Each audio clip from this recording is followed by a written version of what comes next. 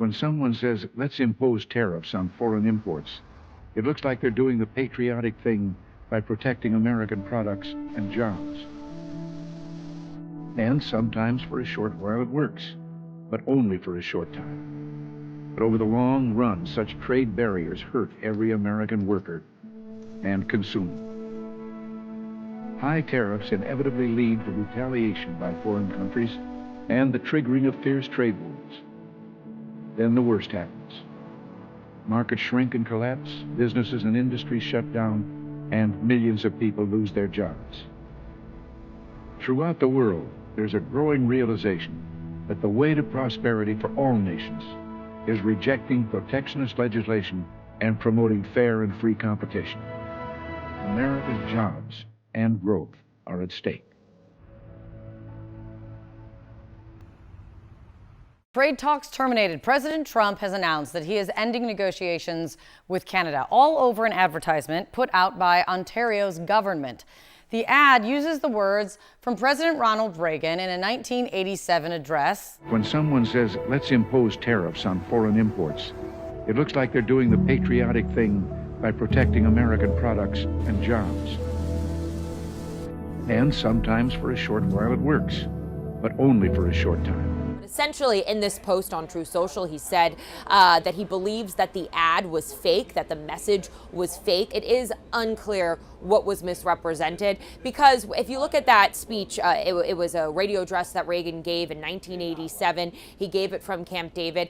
It is very much a full-throated defense of fair and open trade. You see, at first, when someone says, let's impose tariffs on foreign imports, it looks like they're doing the patriotic thing by protecting American products and jobs.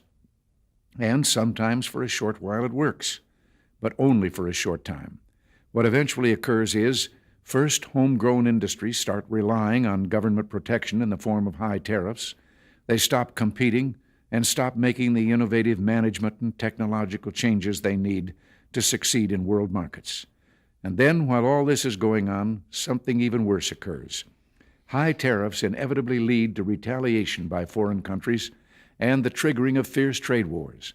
The result is more and more tariffs, higher and higher trade barriers, and less competition.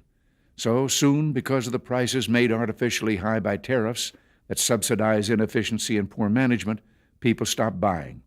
Then the worst happens. Markets shrink and collapse, businesses and industries shut down, and millions of people lose their jobs. The memory of all this occurring back in the 30s made me determined when I came to Washington to spare the American people the protectionist legislation that destroys prosperity. For months, we have stressed the importance of distinguishing things we can control and things we can't control. We can't control the trade policy of the United States. We recognize that that policy has fundamentally changed from the policy in the 1980s, 1990s, 2000s. And it's a situation where the United States has tariffs against every one of their trading partners to different degrees. And it's in that context that our officials, my colleagues, have been working with their American colleagues on detailed, constructive negotiations, discussions on specific transactions, specific sectors, steel, aluminum, and energy, and a lot of progress has been made.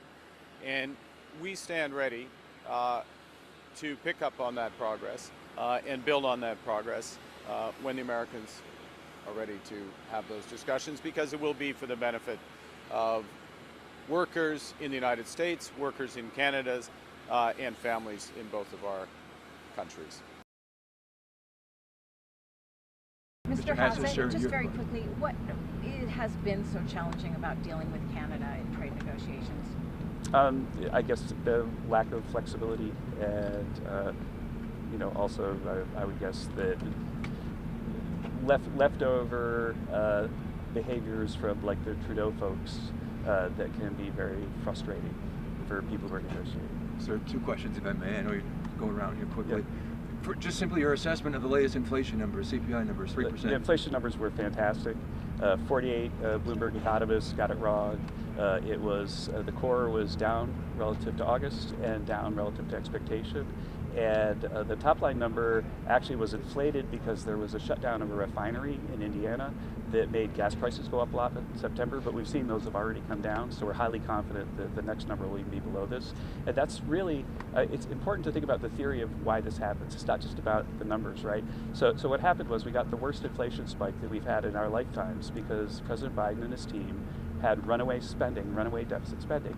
I'm here to tell you that we just ran the numbers getting the monthly Treasury statement, and the deficit this year is going to be about $600 billion lower than it was last year. And that $600 billion decline is about equal, $200 billion of it is lower discretionary spending. And so because of that, there's less inflationary force pushing prices up. And so normal macroeconomics got it right when we said that Biden was going to cause inflation, and we're using it now to get it back under control. And then on this ad that President Trump was referring to up in Canada and Ronald Reagan, have you seen the ad, sir, yourself? I'm not going to talk about that. Mr. Hassan, sorry, it was hard to hear you. Is there an update with regard to potentially placing tariffs on Colombia? That is something that the president... I don't have an update for that, sorry. Mr. Hassan, sorry, forgive me if you already addressed this, it was hard to hear you, but was there something specific that changed in negotiations with Canada that elicit that are why the president... I'm not directly engaged in the negotiations, so you should talk with Jameson Greer, especially he'll be the one who will update you on that. And then on the SNAP, if I could follow on the SNAP payments, are you expecting the administration to release any kind of funding for I think Russ Vought will get back to you on that matter. Are you optimistic that you'll be able to get a trade deal with China before November 1st? We'll see how it goes. But we've got the top negotiators on earth, Scott Bessent and President Trump on the case. What so happens I got if you to don't go make back that now, guys. deadline? President Donald Trump says he is ending trade talks with Canada, threatening once again to upend the crucial economic relationship between the United States and its second biggest trading partner. He's taking issue with this ad released by the government of Ontario last week. It features audio from a 1987 speech by then President Ronald Reagan criticizing tariffs on foreign goods. High tariffs inevitably lead to retaliation by foreign countries and the triggering of fierce trade wars. Then the worst happens. Markets shrink and collapse, businesses and industries shut down, and millions of people lose their jobs. The Reagan Foundation put out a statement saying it believes the ad, quote, misrepresents the late president's comments. While the clip did lack context and was edited down, the theme of Reagan's address was support for free and fair trade. So it's not immediately clear which specifics the foundation took issue with. Trump reacted on social media, writing in part, the Ronald Reagan Foundation has just announced that Canada has fraudulently used an advertisement which is fake, featuring Ronald Reagan speaking negatively about tariffs, adding in all caps, all trade negotiations with Canada are hereby terminated. The relationship between the United States and Canada has been tense in recent months, in part because of Trump's tariff policies. In brief remarks Friday, Canada's Prime Minister Mark Carney said that the country is focused on what it can control, which he says includes developing new partnerships and opportunities. At the White House, I'm Julia Benbrook.